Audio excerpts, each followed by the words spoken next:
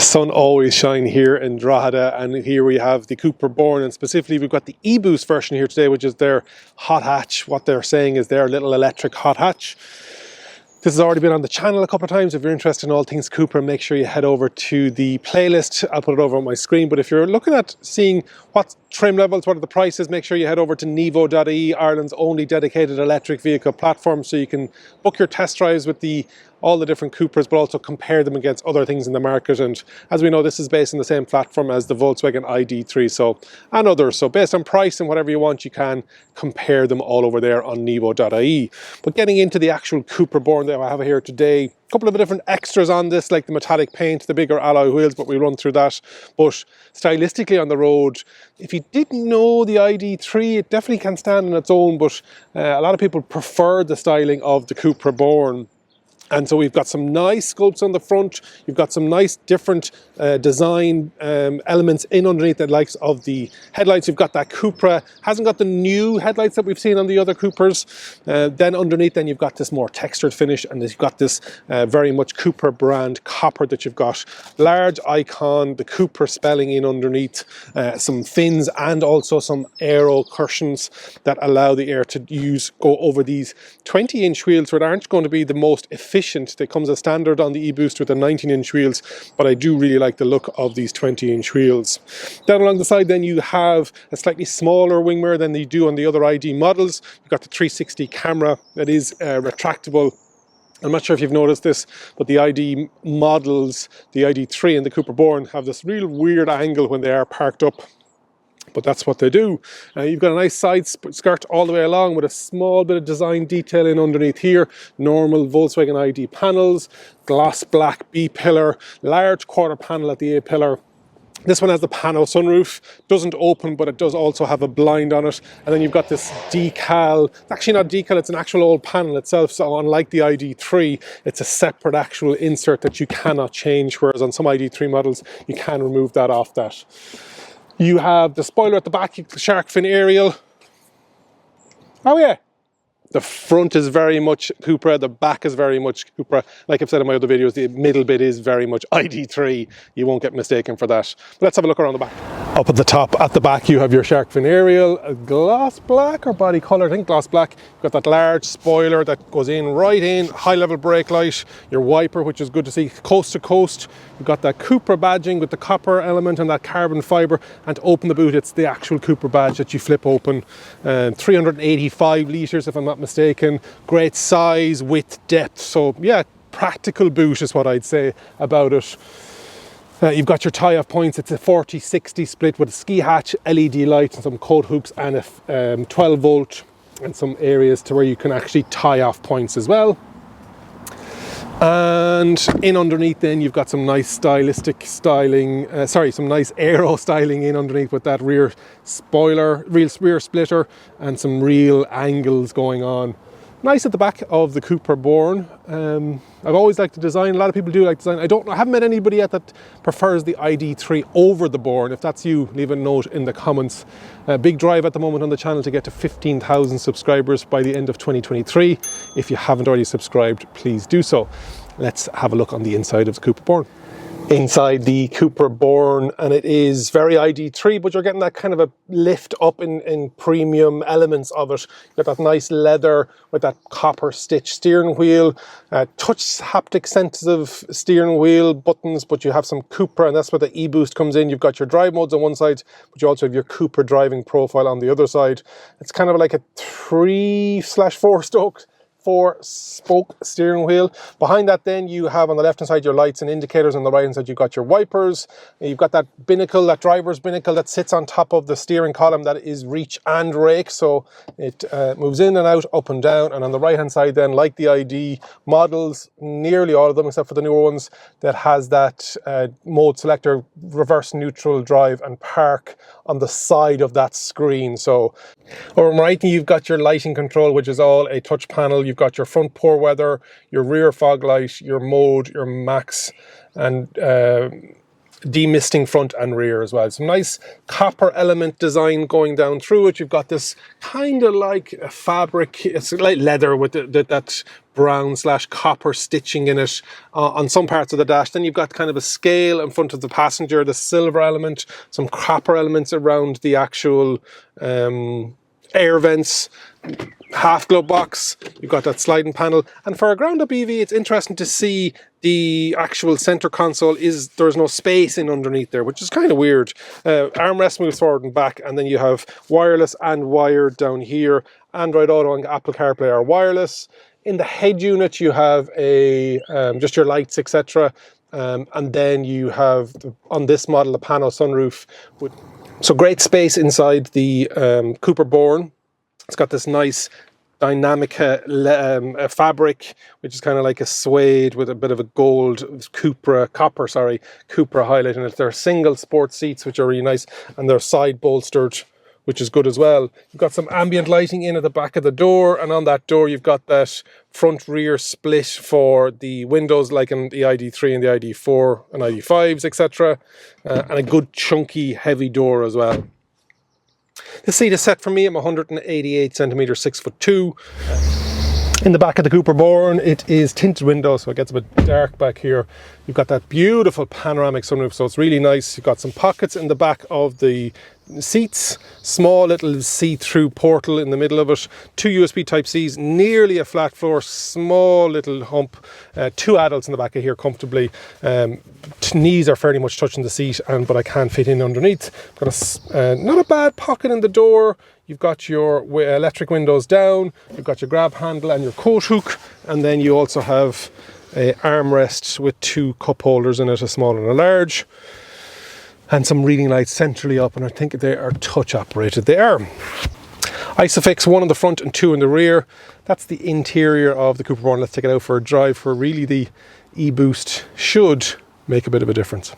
So the car we're driving today is a 58 kilowatt hour, 231 horsepower, rear wheel drive with 310 newton meters of torque. The exterior colour is Quasar grey, and it's in the metallic, and the interior colour is granite grey, dynamic bucket seats. Vehicle price is $52,295 with the optional extras of $3,783, and total price after grants in Ireland at the moment before July the 1st is €53,077. So the standard equipment we get on this is the 19-inch alloys, the dark tinted windows, the full LED lights, the sports suspension, which we're going to try out now on the drive, the CUPRA drive profile on the e-boost version, the bucket seats, heated electric massaging front seats, the heated steering wheel. It's a 12-inch screen, 5.3-inch digital cockpit, a 360 top view camera, keyless start, keyless entry, adaptive cruise, light assist, which is the automatic high beam, wireless charging pad, travel assist, which is side assist, rear traffic alert, exit warning, emergency assist, the trained park assist, which is really good, and then the CUPRA care plan. The optional extras on this one are that grey metallic paint, the Beats audio system, which I didn't talk about when we were doing the interior stuff, that's €477, the Skyline pack, which is roughly €1,000, and the 20-inch Firestorm Aero black alloy wheels with the performance tires, and that's €1,708. So it's a permanent magnet synchronous motor, electric motor. Max power is 170 kilowatt with a 231 horsepower, 310 newton meters of torque we talked about already. Max speed is 160 kilometers with an acceleration of 7 seconds. The length is 4.3, the width is 1.8, and the height is 1.5, and has a wheelbase of 2.7 with a 385 litre boot capacity. Out for a drive with the CUPRA Born e-boost, and it is torquey. These 20-inch wheels you're starting to feel all the bumps and the lumps on the road, and then if you stick it into that driver profile, which is the CUPRA, everything just tightens up a bit more.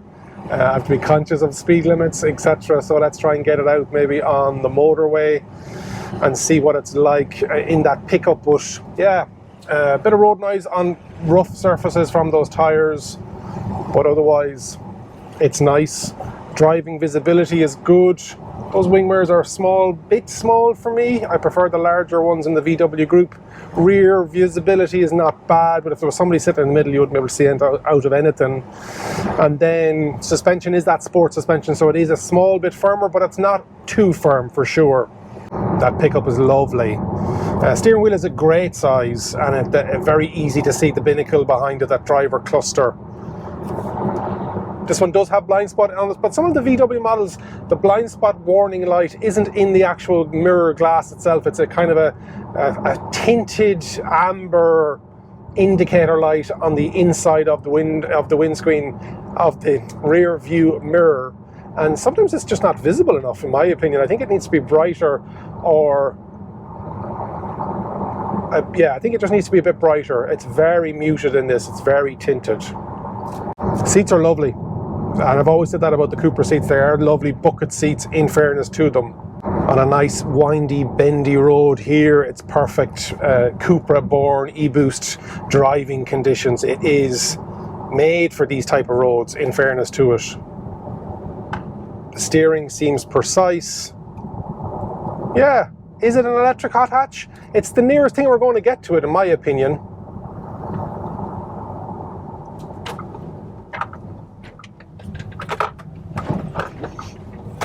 Let's have a little play around here now.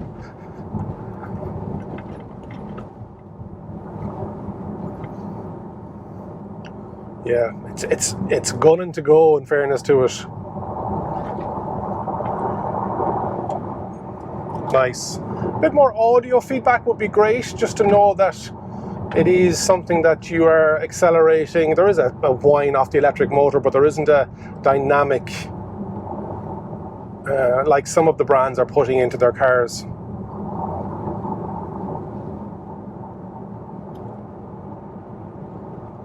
But yeah, it's a lovely drive. That screen is a perfect size. Not too big in my opinion. Some of the smaller screens now, we need more real estate, so there's a lot going on. So we've got our satellite navigation, we might have our podcast, and with the new Android Automotive, you definitely do have that. So you can see I've got my Waze running here, and then you have your podcast. So currently listening to Car Dealership Guy.